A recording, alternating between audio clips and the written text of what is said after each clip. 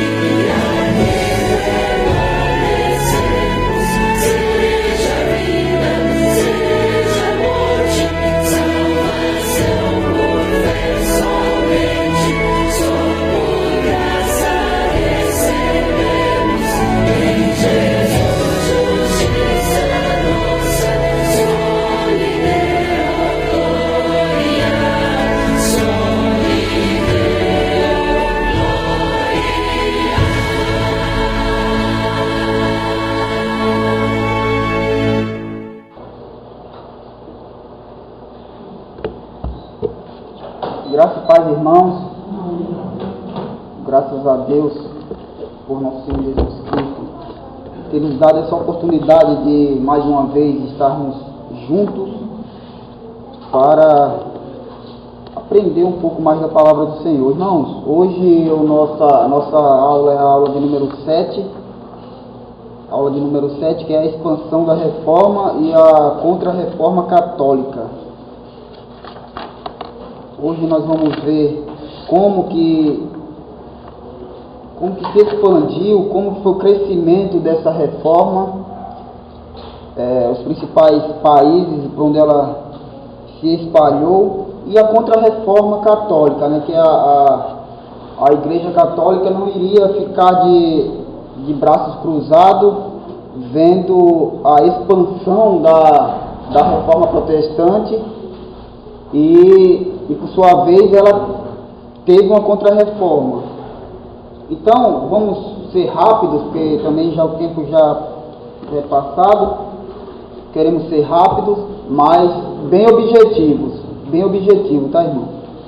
Rápido e objetivo para a gente ganharmos tempo e não perder no conteúdo da aula.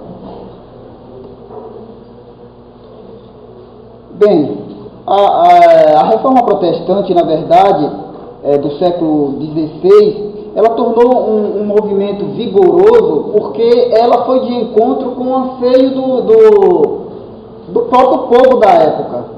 Na verdade, a grande maioria, ou boa parte do povo da época, já estava meio que saturado daqueles rituais da Igreja Católica. Então, quando se fala de ir de encontro a algo que o povo anseia, né, essa é uma grande realidade.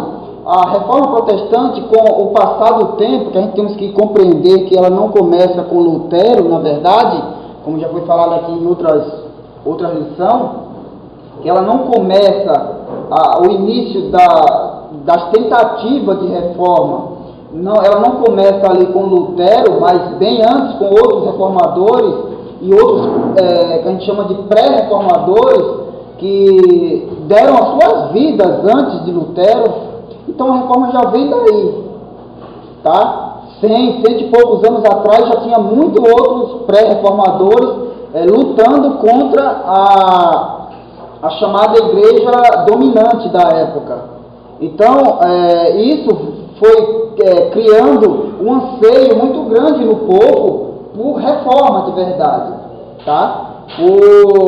Por uma reforma, porque homens que foram antes de Lutero, eles começaram a expor a verdade das Escrituras. Homens que deram, como eu já falei, deram as suas vidas para que o povo tivesse acesso às verdades da Escritura. Então, quando a gente fala da reforma protestante, ela vai de encontro, algo que vai de encontro ao anseio do povo. Então, logo ela é abraçada por muitas cidades e muitas nações. Logo ela o povo abraça, o povo realmente abraça a reforma, tá? O povo, que eu falo, o povo no contexto geral, porque as grandes potências da igreja sempre foram contra. Então aí nós vemos aqui a viabilidade dessa nova concepção de igreja, que na verdade era um reencontro com a igreja da era apostólica. Se confirmou pela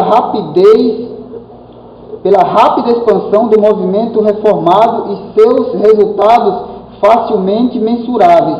Então, sobre a viabilidade dessa nova concepção de igreja, ou seja, uma igreja que agora, ela, de alguma maneira, ela se aproxima, ela volta a se aproximar da igreja do princípio, da igreja apostólica, da igreja pela qual Cristo deu a sua vida.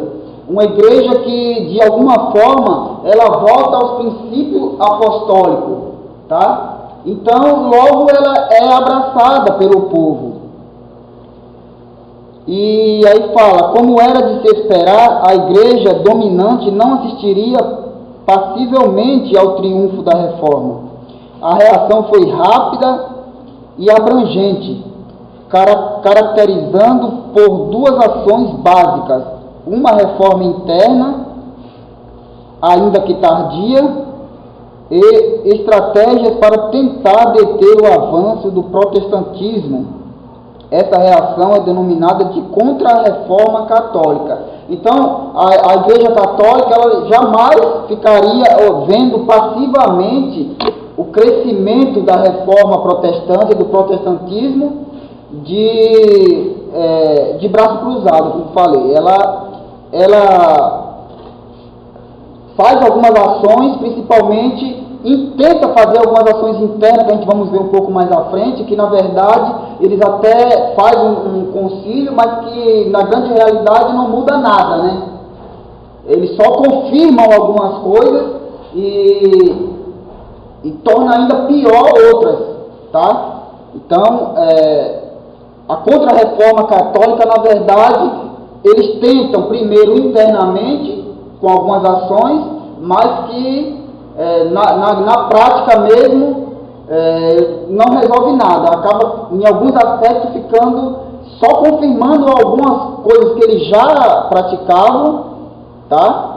E enfim, não resolve nada.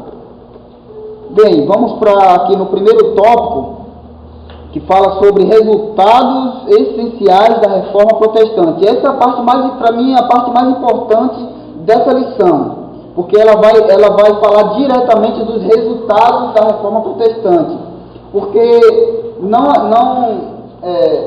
se a reforma não gerasse um resultado como esse que nós vamos ver aqui, sobre, por exemplo, a supremacia da Bíblia sobre as tradições, esses resultados, essas coisas que são resultado da reforma, ou seja, a supremacia, a volta, que na verdade é uma volta da supremacia da Bíblia sobre as tradições, porque até então as tradições ela era em alguns aspectos até superior à Bíblia, porque a Igreja Católica ela tem uma ideia de que a Igreja, as tradições da Igreja, elas são superiores à Bíblia, porque no entendimento deles, a própria Igreja, a Bíblia vem da Igreja, ou seja, a Igreja ela não se submete à Bíblia, mas a Bíblia se submete à Igreja, no sentido de que o cânon foi fechado por eles. Então, quer dizer, a Bíblia que tem que se submeter à Igreja. Então, a tradição é acima da Bíblia. E para nós isso nunca foi verdade. Com o movimento protestante, as coisas foram para o seu devido lugar. Então, a supremacia da Bíblia sobre as tradições. Segundo esse princípio, a autoridade da Bíblia é superior à autoridade da Igreja, da tradição e dos concílios. Somente a Bíblia deve ser aceita como regra de fé e conduta. A consciência deve submeter-se incondicionalmente somente aos princípios das Escrituras, a palavra revelada de Deus. Os reformadores defendiam que todo o povo deveria ter livre acesso à leitura e estudo das Escrituras. Então, aqui nesse tópico, a gente vemos que a luta deles é que a Bíblia ela é superior às tradições, ela é superior à própria Igreja. A Igreja tem que se submeter à Bíblia e não a Bíblia se submeter à Igreja. E quando a gente fala de única regra de fé e prática e conduta, o grande problema é que hoje a gente vivemos 500 e poucos anos após a Reforma, mas a gente ainda encontramos esse mesmo problema agora não só dentro da Igreja Católica, tá?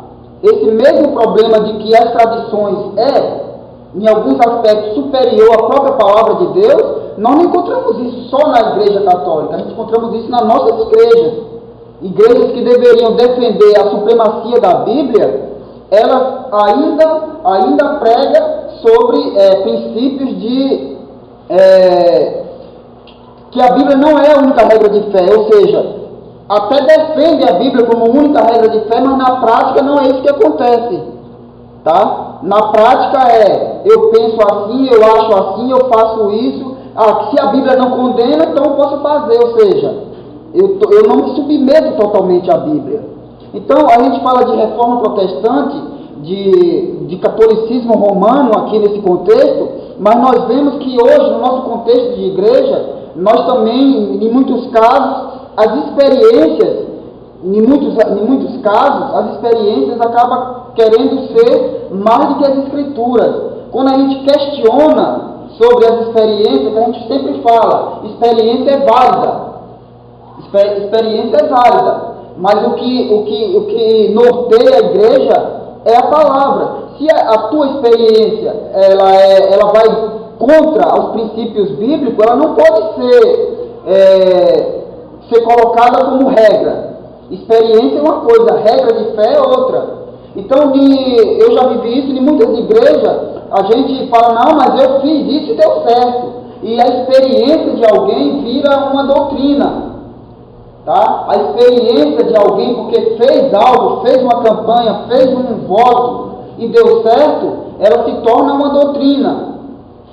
E impulsionando os outros a fazer aquilo como regra, mas isso não é regra, isso é uma exceção. Às vezes a minha experiência não vale para a igreja. O que vale para a igreja é a Bíblia, é o que está escrito na Bíblia.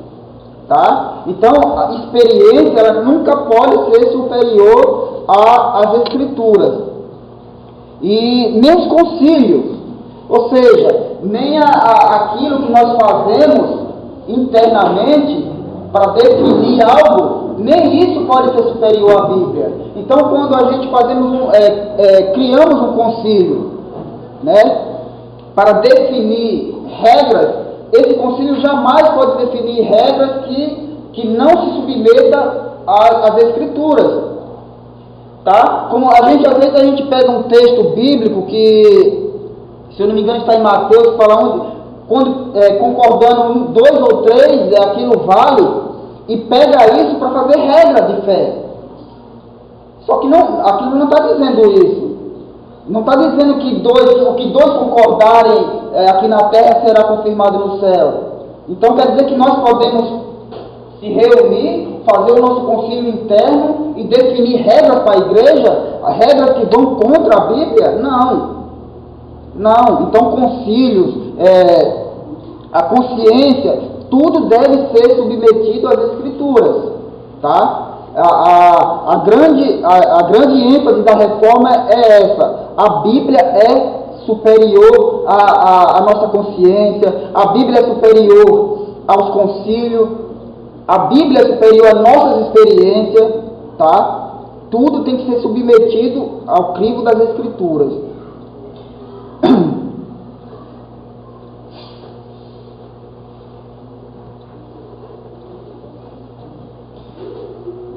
2. A supremacia da fé sobre as obras. Irmão, depois aí os irmãos leem os textos que a lição destaca aqui, porque se a gente for ler, a gente não tem como, né? Aí os irmãos lêem esses textos em casa e aí vai ter uma noção exata do que a gente está estudando hoje. Supremacia da fé sobre as obras. A salvação é alcançada não pelos méritos humanos, mas única e exclusivamente pela fé em Cristo. A salvação é fruto da graça de Deus e é recebida pela fé em Cristo e em sua obra expiatória. As obras não podem salvar, embora devam acompanhar a vida dos que são salvos. Então, é engraçado que na Contra-Reforma Protestante eles condenam isso. Na Contra-Reforma que eles fazem, eles condenam esse tópico da Reforma Protestante. Eu não sei se vai dar tempo para a gente chegar até lá, mas eles falam que a fé, a salvação é sim pela fé, mas também acompanhada pelas obras. As obras fazem parte da salvação. Mas eu quero falar um pouco dessa supremacia da fé sobre as obras, porque aqui, irmãos, a gente temos que compreender o seguinte, que aqui tem o Tiago 2,14, que vai falar que fé sem obra é morta. Aí há aquela grande discussão, eu preciso fazer algo para ser salvo, ou eu faço algo porque eu já sou salvo? Essa é uma grande discussão que houve, não agora só, mas até mesmo questionando a inspiração do livro de Tiago. Mas o que Tiago está querendo dizer ali é que quem é salvo tem boas obras, o que fala também em Efésios 2:10, que fomos escolhidos para que fôssemos o povo de Deus, para que tivéssemos boas obras. Então o que Tiago está falando sobre a fé e obras é que todo aquele que é salvo, ele tem boas obras. Aquele que é salvo, o que Tiago fala é que aquele que é salvo, ele jamais vai ver o seu irmão necessitando de algo e vai dar as costas para ele. É isso que ele está falando ali. Por quê? Para ser salvo? Não, porque você já é salvo.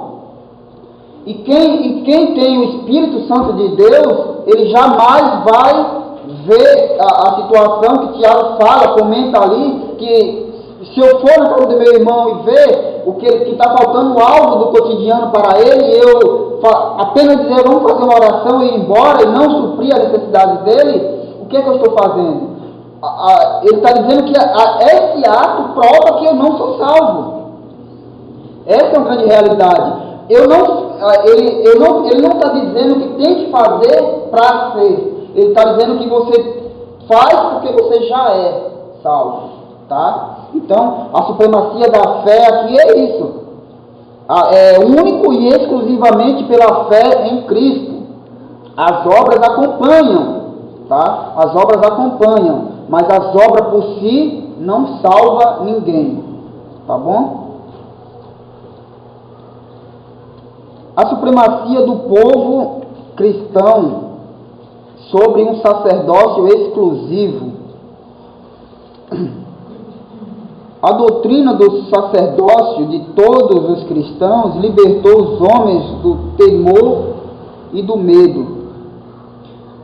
Foram libertados do poder da igreja medieval e conduzidos a uma religião mais sincera e profunda. Esse princípio defendia o seguinte: cada indivíduo pode gozar da comunhão com Deus pela fé, sem intervenção do sacerdócio da igreja. Irmãos, o negócio era tão sério que as pessoas eram tão aprisionadas ao sistema religioso que as pessoas elas não tinham nem ideia de que elas podiam, não eram ensinadas de que Cristo morreu por elas e assim o véu foi rasgado e que elas tinham livre acesso a Deus. Então é uma época de escuridão tão grande que esse povo ele vivia aprisionado a um sacerdote. Eles eram dependentes de alguém que intercedesse por eles. Daí se cria todo esse conceito religioso romano que a gente conhece hoje, de vários intercessores. Você pode ver que cada um tem o seu próprio intercessor. Tá? Cada um tem o seu próprio santo para interceder por ele. E isso aprisiona as pessoas. Isso tira a ideia de que as pessoas têm livre acesso a Deus. Tá? Então, uma das coisas que a Reforma Protestante condenou é isso, da necessidade de um sacerdócio que intercedesse pelo homem diante de Deus. E daí se cria todo esse contexto de vários mediadores, de muitos mediadores, de cada um ter o seu mediador particular. Tá? Você pode ver que cada um tem o seu santo protetor. Isso até nos dias de hoje. Tá? Mas a Reforma Protestante, ela liberta isso. Ela fala que você agora tem livre acesso a Deus. Tá? Você pode se chegar a Deus sem precisar de alguém para te levar até Ele. Porque esse alguém que te levou até Ele já fez a obra, Ele já morreu por você, para que você tivesse acesso direto a Ele. Tá? Então não havia mais necessidade de alguém chegar diante de Deus intercedendo por cada um de nós, porque Cristo já fez isso. Cristo, como homem, como fala lá, ele Cristo é o único mediador entre Deus e o homem. Então nós temos Ele como mediador. Não necessitamos mais de vários mediadores, de homens para mediar. Tá? Cada indivíduo pode confessar seus pecados diretamente a Deus e dele receber o perdão. Aí, nesse contexto aqui de perdoar perdão, de confessar pecado, aí nós vemos que tudo era uma prisão. Cada coisa dessa aqui aprisionava um pouco as pessoas. Ou seja, primeiro você precisa de um mediador, você peca, pede perdão, mas para quem? Para Deus direto? Não, tinha que ter alguém para poder interceder por você, para poder você confessar para essa pessoa levar a tua culpa diante de Deus, e ele ali determinava, uma penitência para você se livrar daqueles teus pecados. E geralmente era monetário, né? Quem podia pagar, pagava, e quem não podia, cumpria o sofrimento, digamos assim, né? A penitência, mas quem podia, ia lá e pagava. E eles acreditavam que assim alguém ia interceder por eles e ia livrá-los do pecado. Tá? Mas, com a reforma, cada indivíduo pode confessar. Na verdade, não é com a reforma, na verdade, isso é muito antes da própria reforma, é bíblico. A reforma traz isso de novo para o povo, tá? Nós temos que compreender isso, né? Que não é a reforma que determina isso, é a Bíblia que determina isso. O que acontecia? O povo não tinha acesso à Bíblia, então não sabia disso. Achava que estava correto de confessar os seus pecados diante de alguém, para que esse alguém chegasse até Deus. Não tinha acesso às Escrituras. Então o que a reforma faz, na verdade, não é estabelecer isso, é fazer com que o povo saiba disso, tá? Porque isso já está estabelecido pelo próprio Senhor, tá? Com a morte e ressurreição dele, ele estabelece isso. Ele estabelece que ninguém mais precisa confessar a um sacerdote para que possa ser perdoado. Então a reforma traz isso. A reforma fala que agora você pode ir direto a Deus. Você pode confessar direto a Deus e receber dele o perdão, e não do homem, tá? E não receber de alguém o perdão para que você possa continuar. C. Cada indivíduo pode ser justificado diante de Deus mediante a fé, sem se submeter às exigências da igreja, que monopolizava a justificação do pecado. Então, aí o que a igreja católica fazia?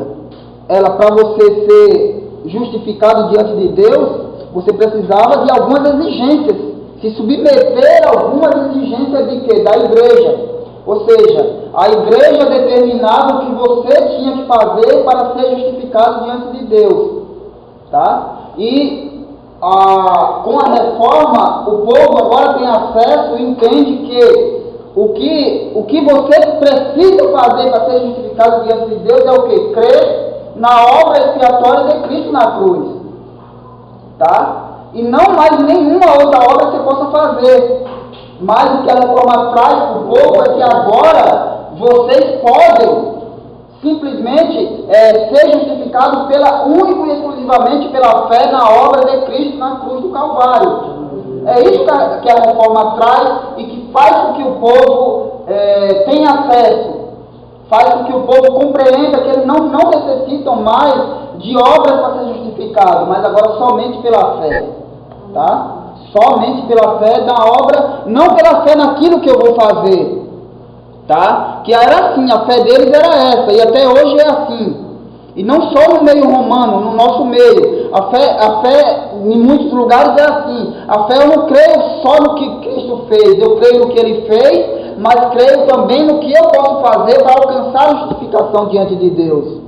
Tá? Eu creio na obra de Cristo, não deixo de crer na obra de Cristo, mas também não deixo de ter os meus méritos, de colocar o meu mérito na justificação.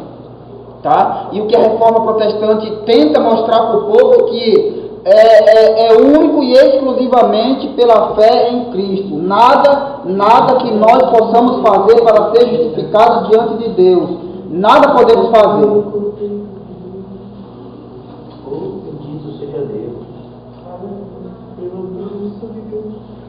D. Cada indivíduo pode examinar as Escrituras, entendê-las e conhecer a vontade de Deus. Nesse caso aqui, quando a gente fala da época de escuridão da igreja, o indivíduo não tinha esse acesso. O indivíduo não tinha como compreender, como ler, examinar as Escrituras. Então, era o que diziam. Você já imaginou, irmão, nos nossos dias, ainda tem gente dessa maneira que não consegue examinar as Escrituras e que ainda depende de alguém examinar as Escrituras por ela, para pessoas que são facilmente manipuladas, porque naquela época, irmãos, era a época de escuridão, tá? Era uma época de escuridão. Hoje, nós temos tanto acesso às Escrituras, mas nós preferimos ainda ser manipulados. Por quê? Porque não temos a disposição para examinar as Escrituras. Então a gente fica naquilo que eu já falei antes aqui num tópico desse. Fica dentro da tradição. Então, nossa discussão sempre é com algumas pessoas. Eu aprendi assim com meu pai, com a minha mãe, então eu vou morrer assim. E eu não estou falando de pessoas no contexto romano, estou falando de gente dentro das nossas igrejas. Tá? Que as tradições são mais do que a Bíblia, e você mostra nas Escrituras que a Bíblia é contra aquilo, mas ele fala, não, eu aprendi assim, meus pastores me ensinaram assim. Então, ou seja, ainda vivem na época da escuridão, ainda não entenderam que as Escrituras, ela está aí para que nós possamos examiná-la e segui-la. Preferem as tradições, tá? E as tradições às vezes acabam se sobrepondo à Bíblia, acaba sendo mais importante do que a própria palavra de Deus, tá? Então, a gente temos que ter cuidado com isso, porque quando às vezes a gente pega no pé do romanismo. Mas a gente temos isso dentro das igrejas chamadas igrejas protestantes. Pessoas que, só para recapitular aqui, precisam de sacerdote para interceder por ele ainda. Pessoas que ainda precisam de alguém para ele confessar os seus pecados. Tá? Pessoas que ainda precisam de obras, de fazer algo para ser justificado diante de Deus, isso dentro das nossas igrejas, infelizmente ainda nos dias de hoje. E isso são alvos fáceis para os manipuladores, alvos fáceis, porque as pessoas acabam acreditando que eles dependem de alguém para que ele possa chegar a Deus. E o que a gente sempre bate há muito tempo você tem livre acesso a Deus. Tá? Você tem o livre acesso a Deus a hora que você precisar. Você pode chegar diante dele, que ele está pronto para nos ouvir. Bem, irmãos, tudo bem até aqui, irmãos? Tá dando para pegar alguma... Às vezes a gente não consegue se expressar como deveria, né? Mas Deus vai dando graça e a gente... vamos para o tópico 2 agora. Os caminhos da expansão. Então, irmãos, aqui nesse tópico nós vamos ver que a reforma protestante, ela partindo ali da Alemanha, né? O movimento se alastrou à Suíça, tendo Zurique e Genebra como centros principais. na Dinamarca, Suécia, Noruega, o novo sistema suplantou inteiramente o velho. Ou seja, nesses países, quando a reforma protestante chega, o povo realmente abraça a reforma protestante. Realmente vem de volta às escrituras. Tá? Na Hungria, dividiu a população. É lógico que vai ter lugar que vai se dividir, né? Muitos vão continuar. Triunfou na Holanda após a mais amarga perseguição.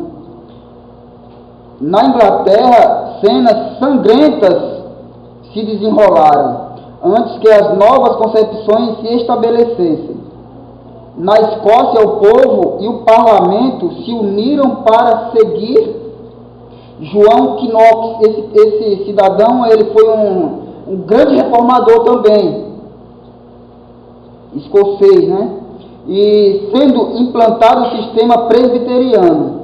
Na França, as perspectivas de reforma foram promissoras, mas teve de enfrentar a má vontade do rei, que lhe moveu profunda perseguição, queimando 24 hereges. No caso aqui, entre aspas, né? Em Paris, no espaço de 6 meses, sendo 6 executados à sua própria vista. 50 anos mais tarde, com o massacre da noite de São Bartolomeu, foram assassinados num só dia em torno de 2.000 protestantes. Então, irmão, você vê que em alguns lugares abraçaram, tá? Mas em outros lugares o negócio foi feio. Morreu muita gente protestante. A perseguição foi ferrenha também, tá? Foi ferrenha. O partido protestante quase foi aniquilado, quase, porque Deus sempre guarda aquele pouquinho que vai dar continuidade à sua palavra. Não adianta. Sempre guarda os seus 7.000, como Elias ali falou, se queixando que todos morreram, todos fugiram e só ele ficou. Não, Elias. Ficou outros 7.000 que também não se dobraram. Deus sempre guardou um povo para continuar. E esses mortos aqui, na verdade, como eu já falei numa outra aula aqui, isso é só combustível a mais para que a igreja possa crescer. Tá? Na verdade, os cristãos da época da reforma e antes da época da reforma, nas grandes perseguições que houve dos impérios, na verdade, pelo mundo, a igreja sempre foi perseguida, sempre sobreviveu, sempre cresceu no meio da perseguição. E aqui não foi diferente. Tá? Aqui, homens e mulheres que perderam suas vidas, mas que o legado ficou. Tá? E continuou crescendo. Apesar de todas as reações contrárias à reforma, estava consolidada e ganhava o mundo. O movimento se expandiu para outros países da Europa e para algumas províncias bálticas. Mais tarde tomou conta dos Estados Unidos desde o início da colonização e a partir daí alcançou vários outros países pelo mundo afora, graças aos grandes empreendimentos missionários. Então, quando a gente fala desse caminho dessa expansão, nós vemos que, por mais que teve perseguição, por mais que a igreja católica ela resistiu a isso, não tem como impedir o avanço da igreja verdadeira, o avanço da obra de Deus pelo mundo, tá? Mesmo com tantas mortes, tantas batalhas sangrentas, mas a igreja continuou sendo triunfante, a igreja continuou sendo militante, a igreja continuou avançando.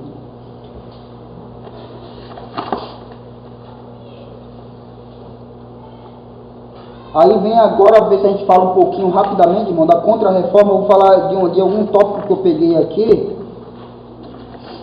da contra-reforma protestante. Eu já vou começar daqui da letra A, na página 27, letra A aqui, que é a Companhia dos Jesuítas, né, criado por Inácio de Loyola. Aí, então a Igreja Católica, ela cria essa ideia dos jesuítas aqui e começam a evangelizar os pobres, porque até então a Igreja Católica, eu não sei como que eu diria isso, mas ela era mais preocupada, era uma igreja de pompa, uma igreja que os sacerdotes parecia muito distante do povão, na verdade, tá? É uma igreja que os sacerdotes, eles pareciam um semideus, eles se sentiam assim, que eles estavam muito distantes, eles não queriam ter esse contato com o povão. Então essa ideia dos jesuítas aqui, eles veem o avanço da igreja protestante e eles criam essa companhia que é chamada aqui dos jesuítas, que ministrava aos pobres, e isso começa a evangelizar e começa a criar escolas, a alfabetizar o povão, mas de uma certa forma na doutrina deles, para poder não perder mais gente do que já tinha perdido. Então há isso, né? Eles começam a criar escolas, começam a evangelizar os pagãos e cresce muito, na verdade, tá? Letra B, recrudescimento da Inquisição. Recrudescimento, na verdade, irmãos, é o crescimento com grande, como poderia dizer, grande intensidade, né? Essa é a tradução mesmo dessa palavra. Recrudescimento é crescimento com grande intensidade, ou seja, quando se fala de recrudescimento da Inquisição, é que eles já tinha esse tribunal da Inquisição. A partir daí, da Reforma Protestante, isso aumenta muito. Cresce muito a questão da Inquisição, ou seja, de um tribunal que julgava e condenava sumariamente qualquer opositor da igreja. Então, esse recrudescimento é um crescimento. Em vez deles a contra-reforma deles, em vez deles reverem alguns conceitos, não, eles aumentam ainda mais a sua perseguição àqueles que são contrários às suas doutrinas, tá? Recrudescimento da Inquisição, tribunal eclesiástico instituído no início do século XIII, que investigava, julgava de forma sumária os acusados de heresia. A partir de 1542, o Tribunal da Inquisição expandiu seu trabalho, funcionando intensamente, principalmente nos impérios espanhol e português. Os historiadores falam em cerca de 150 mil julgamentos e 3 mil condenados à morte. Então você vê, isso aqui é a contra-reforma católica, tá? A Inquisição ela existe desde o século XIII, tá? Mas a partir daí, de 1542, eles intensificam muito mais esse tribunal. Eles perseguem muito mais, eles matam muito mais. Porque agora há uma voz que se levanta contra a igreja e, na verdade, nos impérios espanhol e português, eles intensificam muito isso, e perseguem muito, e matam muita gente. Isso é os historiadores que contam, que cerca de 150 mil julgamentos e 3 mil mortes, tá? Só por não concordar com as doutrinas de uma igreja. A realização, só isso aqui a gente já encerra. A realização do Concílio de Trento. As principais decisões do Concílio de Trento foram condenar a venda da indulgência, conforme Lutero já combatera, e a Igreja Romana admitiu seu erro. Tá, aí isso aqui eles admitiram o erro, na questão da venda de indulgência, né? condenou a intervenção de príncipe nos negócios da igreja, beleza. Aí sim, aí começa, que eu falei antes, que eles fizeram um monte de coisa que não resolveu nada, só ficou no mesmo. Aí fala aqui, condenou a doutrina protestante de justificação apenas pela fé, ou seja, o errado somos nós, que crê na justificação apenas pela fé. Eles condenaram isso nesse concílio, ou seja, apenas pela fé, e reafirmou que a salvação é pela fé e também pelas obras. Ou seja, você vê que eles fizeram um concílio para, de alguma forma, combater o protestantismo, mas em algumas coisas eles reconhecem o erro, como a venda de indulgência e a interferência dos príncipes nos negócios da igreja, beleza. Mas aí quando eles começam a falar sobre doutrina, né? Sobre doutrina, aí eles continuam na mesma, na verdade. Ou seja, eles condenaram a justificação apenas pela fé. Condenaram, ou seja, a justificação é pela fé, sim, mas é também pelas obras, tá? É também pelas obras. Então, segundo eles, nós que somos o errado a ir pela Bíblia dizer que somente a fé. Aí eles vão mais, que a missa deve ser ressaltada em sua importância na liturgia. Ainda confirmou o culto aos santos, à Virgem Maria e relíquias. Reativou o tribunal do Santo Ofício, que é a Inquisição, que já vimos aqui. Reafirmou a doutrina da infabilidade, infalibilidade papal, do pecado original, da existência do purgatório e dos 7 sacramentos: batismo, confirmação ou crisma, confissão, eucaristia ou comunhão, matrimônio, ordem e extremunção. Então você vê, isso aqui é fruto do concílio que eles fizeram. Ou seja, talvez os próprios líderes dos protestantes ali talvez estivessem esperando um reconhecimento e uma volta da Escritura nesse concílio, né? Como uma forma de unir a igreja de novo e se tornar de novo uma única igreja. Talvez eles esperassem por isso, mas o que eles viram foram simplesmente a confirmação de tudo que eles já criam. Na verdade, não mudou nada, tá? Não mudou nada, ele só confirma culto à Virgem Maria, culto aos santos, tá? Que o Papa não pode falhar, o que o Papa fala, ele não falha, é infalível, e nós sabemos que o único infalível é Deus, tá? Então, na verdade, a contra-reforma protestante, você pega para olhar, eles não mudam nada. Na verdade, eles só confirmam aquilo que eles já vêm praticando, tá? Confirmou a indissolubilidade do casamento bom, mas proibiu para membros do clero e criou seminários para formar seus sacerdotes. Também estabeleceu decretos e metas para a unidade católica, fortalecendo sua hierarquia.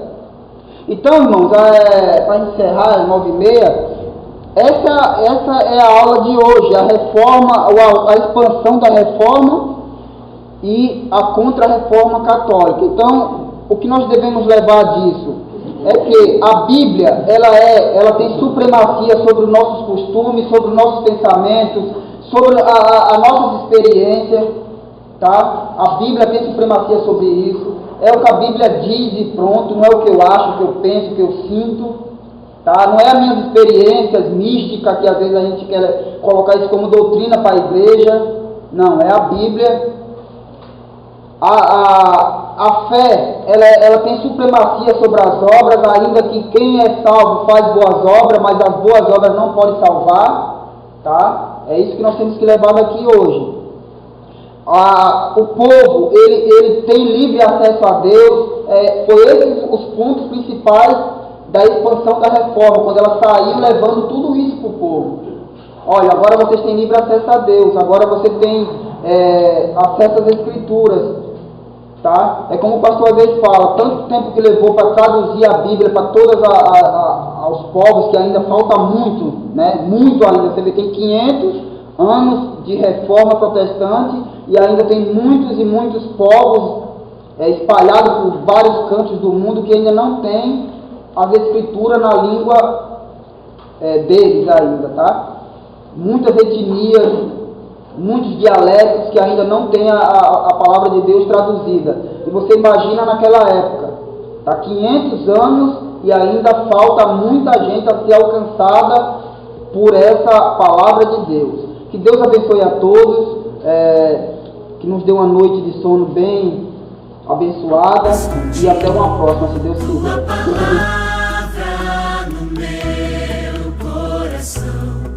Acesse nosso portal na internet.